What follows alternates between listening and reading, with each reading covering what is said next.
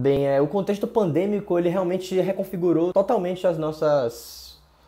Então a gente meio que passou por uma pequena confusão mesmo de ver como a gente poderia continuar a fazer algumas das coisas que a gente estava fazendo, bem como também analisar que coisa que a gente estava fazendo que a gente não tem como fazer, como por exemplo shows, né? Tipo... A gente estava no meio de uma gravação de um disco, um EP, nosso segundo EP, e uma gravação mais convencional, assim, uma coisa de estúdio, e a gente teve que interromper, né, para ficar em isolamento social, pretendemos retomar. Inicialmente a gente meio que ficou nessa reconfiguração mesmo, né? Pensando no que dava pra gente fazer à distância, o que dava pra gente adiantar, o que dava pra gente discutir, que materiais a gente tinha guardados na gaveta que a gente não tinha soltado ainda, que materiais a gente poderia fazer, né, nessa modalidade EAD. Só que em algum momento a gente meio que acabou mudando a nossa perspectiva disso.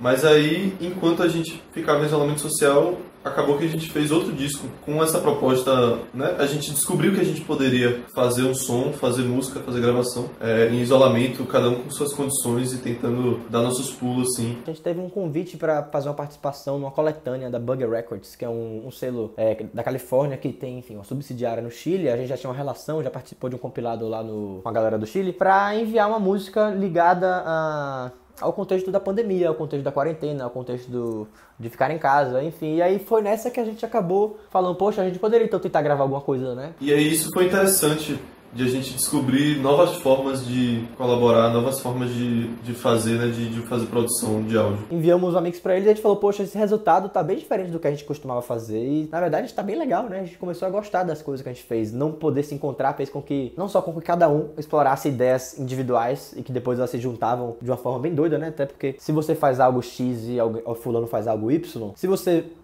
faz esse algo X, enquanto você sabe o que é esse Y, você vai ter um resultado. Mas se X e Y não se encontram em nenhum momento, tá? Tipo assim, a única hora que você vai ver eles se encontrando é no arquivo de áudio final, você fica, uau, talvez fosse uma possibilidade que eu nunca visualizaria se a gente estivesse, sei lá, sentando pra arranjar e pra combinar como seria o arranjo dessa música num contexto normal, né, ao vivo. Mas não sei, pra nossa saúde mental também foi algo muito importante, né, enfim, algo revigorante, né, ocupar a cabeça com esse tipo de coisa nesse momento, né. E a gente já chegou a lançar nosso primeiro single, Hipóteses, Telhas, Pandas, Ovelhas, e ele estará presente no nosso EP e vai ser um EP de 5 faixas. Estamos ansiosos pra lançar ele, enfim, já ele estará aí na rua. Eu acho que o futuro talvez tenha a ver com isso, assim, até essa coisa das lives, dos formatos diferentes de apresentações, né? Vídeos colaborativos, lives, enfim, eu acho que talvez isso seja uma coisa que seja mais incorporada. A coisa dos vídeos já rolava bastante, assim, as pessoas já faziam vídeos tocando e postavam isso nas redes. Mas a coisa da live foi uma coisa bem nova, assim,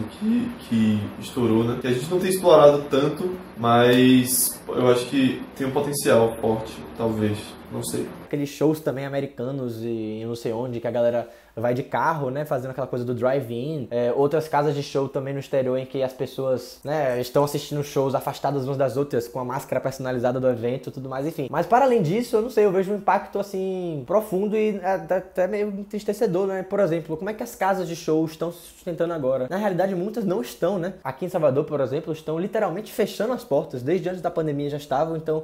Com esse rolê pandêmico, só pisaram no acelerador, enfim, dessa situação. E eu acho que esse é um dos grandes desafios, pensando na nossa cena, assim, no nosso contexto. Afinal, onde é que a gente vai se apresentar depois, né? Eu acho que, acima de tudo, vai depender de como a gente consegue sair dessa situação, né? Como o governo vai lidar com o isolamento, até quando vai se manter, se essa pandemia vai ser uma coisa séria, que vai matar muita gente, que já tá matando, na verdade. Se vai continuar matando muita gente, ou se a gente vai conseguir conter e, quem sabe, propor novos tipos de apresentação, novos tipos de performance, coisa que fuja um pouco da coisa clássica de casa de show, né, aglomeração forte e tal.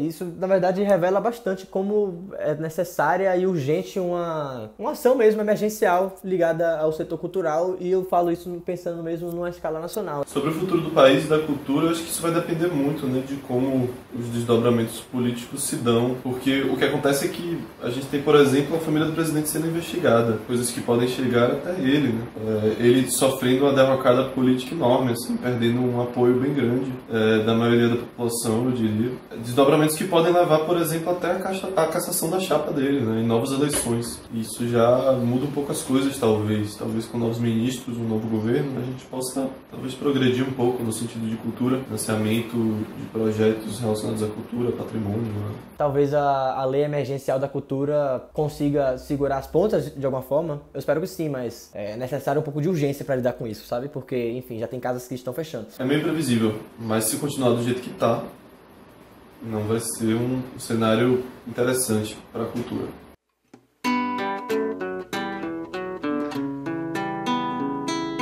Quanto tempo tem a sua insônia? Que temas te mantém tão aceso assim? Qual perspectiva de repouso, enfim? Acho que eu não consigo mais falar. Na sua mente o problema ronda. Em meio à divergência, a solução. Se o Brasil não fosse uma colônia,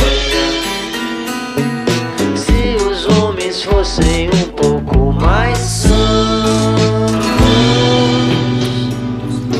eu dormiria mais tranquilo, buscaria meu abrigo em cima do colchão. Pensar me mata de antecipação. Projetar contextos hipotéticos, se achar patético, franzir as sobrancelhas, contar ovelhas pra não desabar as telhas que caem sobre minha cabeça, me impedindo de dormir.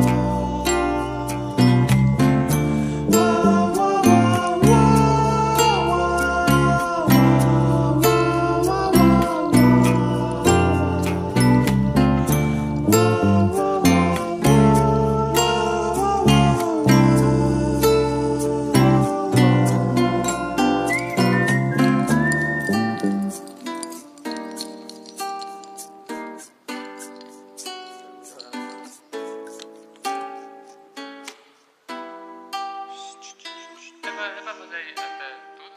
Tá bom já.